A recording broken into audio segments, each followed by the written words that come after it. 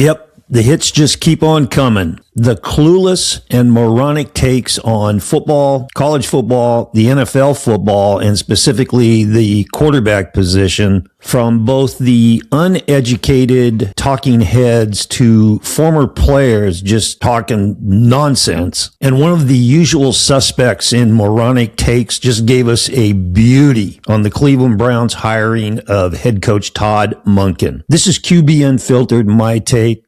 Are you serious, dude? I don't ever slow up, no I don't take shit. I got no love for the fakeness. If you wanna play tough and wanna hate this, I'll always show up and make a statement. Okay, up front, that guru slash pontificator slash former NFL football player who gave that great take on Todd Monken's hiring and his advice to Shedure Sanders is none other than Emmanuel Acho, the former FS1 football analyst and commentator. Acho, who's now a independent journalist, has his own podcast teaming with former NFL football player LaShawn McCoy, which, you know, those two dudes are perfect combination of guys that think alike on a lot of topics. Okay, and there's a few things that we need to discuss in regards to Acho's recent comments on the hiring of Monken. But before we do that, I'm first going to play you the entire clip of what he had to say. Emmanuel Acho, his thoughts on Todd Monken as Browns head coach. Any expectation for Shedure Sanders under Todd Monken, I believe, will lead to disappointment. There is nothing about Todd Monken as a head coach that should get you excited.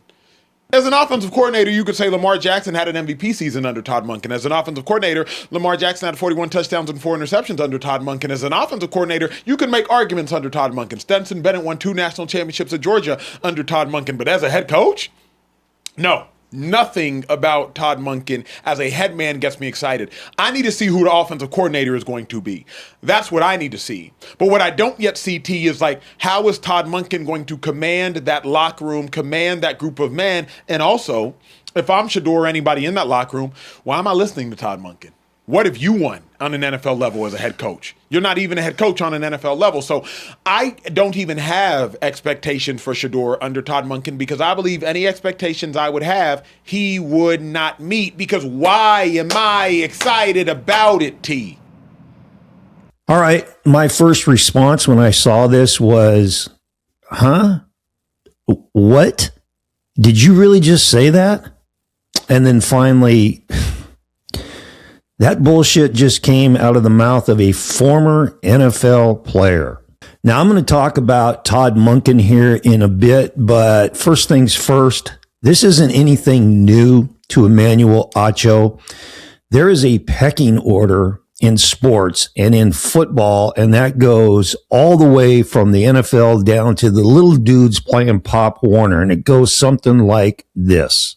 It's a chain of command, and it starts with the head coach. Then it goes to his coordinators, offensive and defensive coordinators, then the position coaches, then the trainers, the head trainer and his training staff, then the team doctors, and finally, the players. You know, and truth be told, I would say in that hierarchy of power within a football organization that the trainers, the head trainer might be the top dog. You know, that's the guy, him and his staff, that are making decisions on who and who can't play, how long they're going to be out for, what their rehab schedule is, et cetera, et cetera. Then you move to the doctors, the guys that put these dudes back together and get them back on the field. Then you go to the head coach. But however you slice it, the players are always at the bottom of the list. And there's one big, gigantic reason for that. If you've listened to me before, you've heard me use this term, player empowerment. And I'm going to say it again. You're going to hear me say this in subsequent videos that I put out. If you want your sport, your league, and your team to absolutely collapse, turn it over to the players and allow them to make decisions and set policy. So listen, I mean, it's been this way since the beginning of time in football. You're going to have good head coaches and not so good head coaches. Same with coordinators, same with assistant coaches. But the coaches coach and the players play. That is it, and that is all. The bottom line is this: the players are the absolute last group of people that you want in a team-based sport making decisions on coaching, system, play calls, who starts, who plays, anything. Rarely in an NFL team, in an NFL locker room, rarely do you have more than a handful of dudes who actually have a handle on what it takes to be a successful football team. Now, I'm working on a video coming up where I'm going to specifically talk about the shenanigans going on right now with the Denver Broncos and Sean Payton and his relationship and some things that have gone on with quarterback Bo Nix, and also the gurus and slappies that are in the mainstream media and on YouTube that are throwing their 2 cents in on this situation. It's going to be about player empowerment and the players pushing back on coaches. So that's coming down the pike. But I'll end that little blurb with this statement here, which may be earth-shattering to some of you guys. But in the NFL, if the players were allowed to run teams the way they want to do it, if they were allowed to play the way they want to play, act the way they want to act, talk the way they want to talk, you would have the fastest shit show known to man. It would happen in record time. A car crash of the greatest magnitude. So Acho's statement about quarterback Shedure Sanders or any other quarterback employed by the Browns shouldn't listen to anything that their newly hired head coach has to say is just absolute trash. You know, after listening to his little blurb and his little philosophy and theories about Monken and Sanders or anybody else in Cleveland's locker room, I'm wondering how that advice would go over with players that played for guys like Bill Parcells, Jimmy Johnson, Bill Belichick, Chuck Noll, Vince Lombardi, Jim Mora, Bill Cowher, Joe Gibbs. And I'm wondering how that advice to quarterback Shedure Sanders would go over with tough love, hard coaching QB gurus like John Gruden, Mike Martz, Mike Holmgren, Sean Payton, June Jones, Andy Reid, and some dude named Bill Walsh. You know, those old school dictator type coaches. And, you know, that was dumb enough, that statement, but his reason for making it was on even par with that. And it was, you know, Shedure shouldn't listen to Monken because what has he done as a head coach? He hasn't done anything as a head coach in the NFL. He doesn't have any NFL head coaching experience. Say what? That is a totally slapdick take. And you know, if Acho's saying this shit to get attention and clicks, you know, that's a pretty bold strategy. But if he's not, and he totally believes that, which I don't think he does, I think he knows what's up, and he's going with that anyway. Wow. Amazing stuff. As always, guys, please like and share this video out. That really helps my channel out. And if you enjoy my take on quarterbacks, quarterback play, the guys that coach quarterbacks in the passing game, then pass the word to your buddies and subscribe to the channel QB Unfiltered. I really appreciate the support. Okay, let's shift gears a little bit here. And you know, when I heard Acho say this, and I've listened to his takes on other stuff in the past, and just about every time that he, you know, lets loose with these theories that he has, he really reminds me of a locker room lawyer. It is true locker room lawyer speak. And you may be out there asking yourself, well, what the hell is a locker room lawyer? This is what I termed the guys when I coached. We didn't have a lot of these guys. Locker room lawyers are dudes that hold court in the locker room when the coaches aren't around. You know, that's the players' sanctuary in there in the locker room. Coaches usually aren't involved in anything going on in there. That's why I said it's so important for you to have that group of strong leadership that knows what the hell's going on from a player standpoint. But locker room lawyers, those are the guys that have theories. And their theories usually involve playing time, their playing time, or it involves them not being used properly by the coach. In other words, it's their theories on how they're getting screwed. Every team has them, and they are toxic shit disturbers. And Emmanuel Acho's take on Todd Monken is classic locker room lawyer thought process and speak.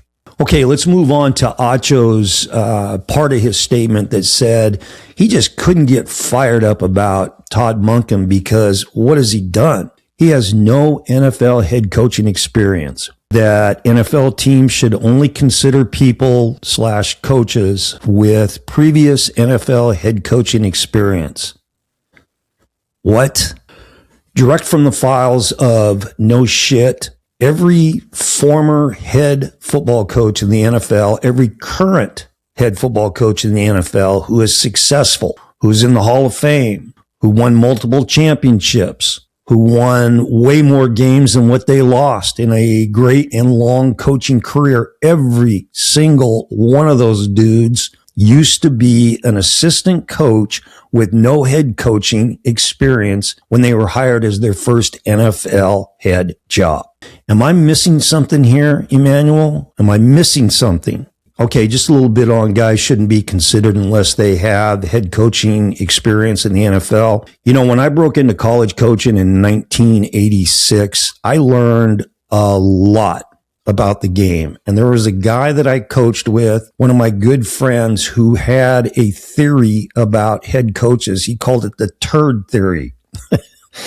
And it goes like this. He said, in his opinion, and man, have I found this to be true, that in college and in the NFL, once you are a head coach, it doesn't matter how bad you are. It doesn't matter what a train wreck you are as a head coach. You get flushed down the toilet when you get fired, and you swirl around the bottom of the bowl, and you end up popping to the surface and getting rehired by another team. That's his Turd Theory. So is that what Acho is trying to push here? Because there are a lot of dudes that fall into that category. Those names I talked about earlier, Bill Walsh, Mike Martz, Sean Payton, Mike Holmgren, John Gruden, all those dudes were assistant coaches and offensive coordinators before they were named to their first head coaching gig in the NFL. So instead of the retreads and the guys that have proven that they can't coach, hire somebody with a successful pedigree as a coordinator and a QB guru and turn him loose and let him go. You know, time will tell as far as Monken goes with his head coaching gig. It's not going to happen overnight, and this isn't probably a secret to anybody, but the Cleveland Browns job with everything that they've got involved in their organization isn't exactly a plum gig for any NFL coach. It's not going to happen overnight. We'll see. Acho has a theory that he wants to see who Monken hires as his OC because, you know, Todd Monken has proved throughout his Division I and NFL career that he can't coordinate offenses, right? His offenses don't move the ball and don't score touchdowns, right, Emmanuel? My guess is that Todd Monken's going to be his own OC. He's going to run his offense. Now, he may have a dude that has the title of OC. My guess is he's going to run it. That's not the hire that he's going to make that's important. If they clean house with the coaching staff, his biggest hires are defensive coordinator and offensive line coach. Now, as far as Monken goes, this dude can coach. He's been successful everywhere he has been. Like the college game, let's talk about that real quick. Oklahoma State, he was there for 2 years as an offensive coordinator, and what he did then was he set school records. They're playing in the Big 12, school records for total yards, passing yards, points, completion percentage for his quarterbacks, and touchdown passes. If you've never seen his offenses at Oklahoma State when he was there, man, Google those things. It was fun to watch. They lit D1 defenses up. Then you go to Southern Miss, you know, that place where that dude Brett Favre played. He was the head coach for 3 years there. He took a team that was 0-12, and in 3 years they went 9-5 and won the conference championship. That's as a head coach. Then the University of Georgia, okay, 3 years as the offensive coordinator. When he got there, the Bulldogs were 50th in the country in points scored per game. He took them to 9th in the nation and then to 5th in the country in points per game. And oh, by the way, they won 2 natties while he was there as the OC. And then his latest gig, in the NFL, 2 years as the OC for Baltimore. All he did in Baltimore was have the top offense in total yards in the NFL and the best rushing offense. That's from a passing game guru, right? And the quarterback he coached, Lamar Jackson, in those 2 years, he was first team all NFL. And one of those years, he was the NFL League MVP. But according to Emmanuel Acho, what has this guy done? Those accomplishments don't matter to Acho. They don't matter because he has no head NFL coaching experience. Amazing stuff. Browns fans should be really fired up about Monken's hiring for the simple fact that their quarterbacks are going to get freaking coached. Whether it's Dylan Gabriel, Shedure Sanders, or whoever else is in their QB room. And it's going to be really interesting to see how their quarterbacks take to his style. So as far as Acho's advice to Shedure Sanders not to listen to anything Todd Monken says, yeah, if I were Shedure Sanders, I think that I would listen to everything that Monken tells him to do. But what do I know, right? Oh, and if he's not going to listen to his head coach and QB guru, who is he going to listen to?